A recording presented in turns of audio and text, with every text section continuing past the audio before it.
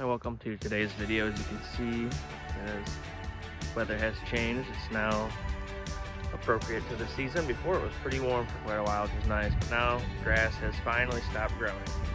So this will be the last video probably until springtime. But I've got some pretty big updates going to be happening here. Alright, so now I'm in the shed, which I do have to reorganize for the end of season here. It's gotten a little chaotic. But this here is the Jacobson that had no spark.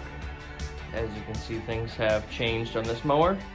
It's not completed yet. You can see it's still just kind of hovering there. I've got to do some final tuning and that engine will be on there. This is a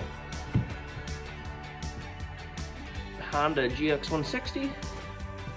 Runs just fine, blows a little smoke here and there. We'll see how long it goes before it needs new rings. But hey, couldn't complain for the price in that motor. You have the McLean there, which was, I was gonna demote that to a fairway mower, but you saw that kind of dove in really fast. And now I'm gonna use that to mow the fringe. So I think that'll work just fine. Because with these Jacobsons, they run into the trees and stuff. Now that leaves it to where there's only one Jacobson left that is not, at least almost complete. The GX160 is almost there. I ran out of good weather to finish it because once the sun started, setting so early, I'd get home, it was dark.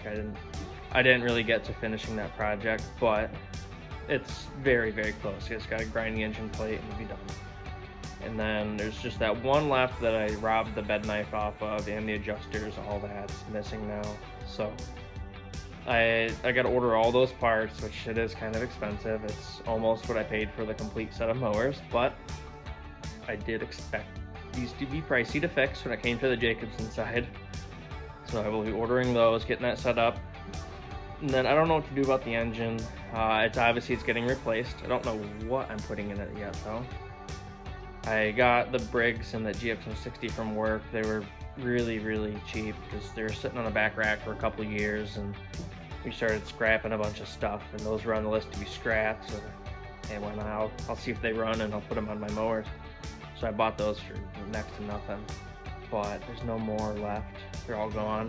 So, well, and there's none there left with a 3/4 inch crank diameter. So that's where my problem arises. There's a GX120, but it's gonna need a lot of work, so I think it might be cheaper just to buy a Predator and make one really good mower. Because I got the Briggs I like, but it looks like a cab over with how tall this front end is on it. I think it's not a very easy to look at mower with that Briggs, so that might actually turn into the fairway mower. And then the one I'm putting the GX160 might be the greens mower. We'll see how that reel cleans up. And then that last one that I don't know what I'm doing with yet, depending on how that reel cleans up and the bed knife and all that one may actually end up turning the greens mower later on as the project is finished. Because that one will be pretty cool.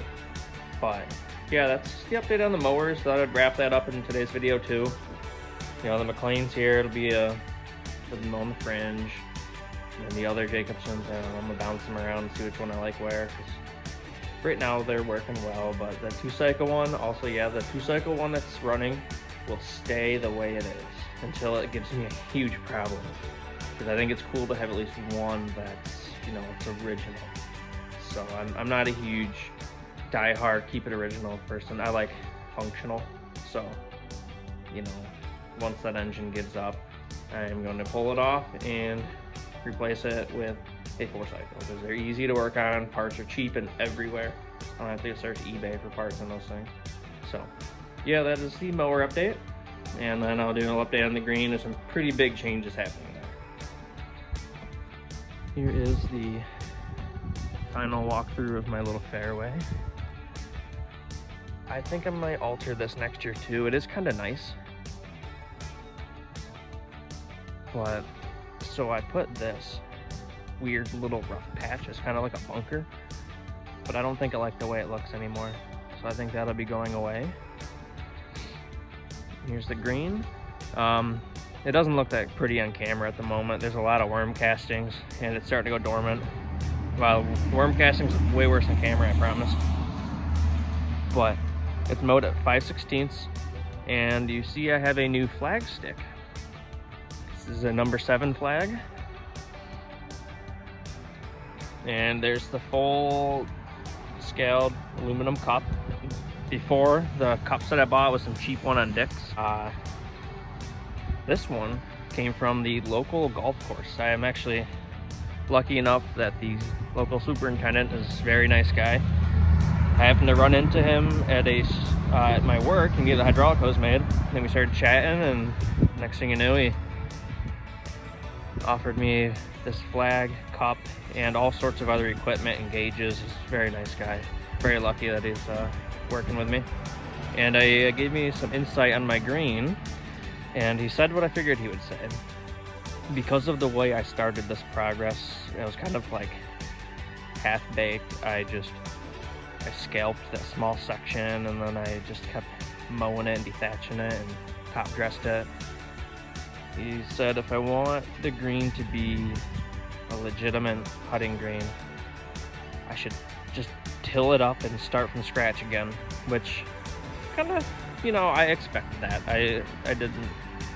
I saw this coming. So what I'm going to do also now, because that is what will happen in the spring as the big update, is I'm going to be tilling this whole thing and restarting. But I'm going to move the whole green away from the fence, away from the trees.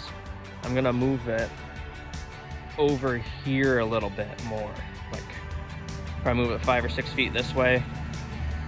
And I would like to add a bunker. I think I'm going to do that too. But yeah, my plan is to pull it, since the bent grass really didn't take off that well. It's like half bent grass, half perennial rye. I think it'll be fine. I'm not that heartbroken to cut it up. As you can see here, like, this is the big problem. It's very wavy. There's a lot of bumps and stuff going on. So I think what we're gonna do is move it back in this area here. And also this part of the yard has better drainage. Down there in that corner is a muddy mess. So I'm gonna move the green actually over to here.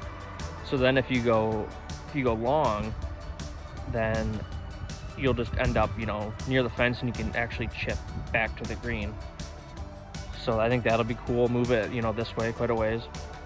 And I want to add a bunker. I was thinking about it on this side, but I actually might put the bunker behind the green.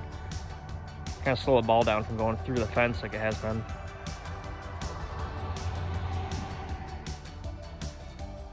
So yeah, that's my little update.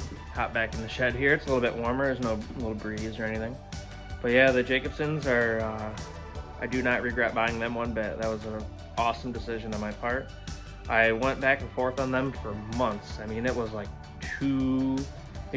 about 2.5 months I sat there just looking at them. I'm like, I don't know. I figured he may have sold them already. They were up for so long and it was so cheap. But no, he still had them. So I'm glad I bought those. And then, you know, like I said, I happened to run into that local superintendent, and he's been an awesome help. Just give me great advice. You know, he's telling me where I can buy chemicals for, you know, my green, and even the fairways and all that without ordering online. You know, they sell them at the local stores. And, you know, thankfully he gave me that flag stick and flag. It looks awesome. It's so much better than that cheap 3-piece one. You'll pick it up and it falls apart. So yeah, that's been awesome. And of course, I was gonna be stubborn and not till the green. I even thought about it before I talked to the guy. I was like, you know, the green isn't quite what I want it to be. So might as well just till it up and restart. And I really want to move it back. I put it all the way over there because I just wanted to just destroy the ball and send it as far as I could. But I've gotten over that, and I'd like to just, you know, nice little chips here and there, and I think we'll move it back. I can't move it too far back because the septic system's there, and, you know, the second I get an established green, the septic system will probably fail, you know, to till it back up again. So yeah, we're gonna move that, add a bunker, and I think that'll be a lot smoother looking, so that'll be pretty cool. So that's just my little update, pretty big updates, and should be fun, I think. Add to this, if anyone watching has an old 2-cycle Jacobson and they're, you know, diehard, they want to keep it 2-cycle within a realistic distance, maybe if you want any of this 2-cycle stuff. I mean, it's just taking space in my shed. I gotta thin it out. It's probably seen in the background, it's chaos right now. A lot of projects going really fast, you know, it's gotten a little messy. I got to reorganize, and one thing I got to thin out is I've got just tons of those 2-cycle engines laying around, recoils, parts, everything, you name it. So, I mean, if you want it, let me know and maybe we can work something out.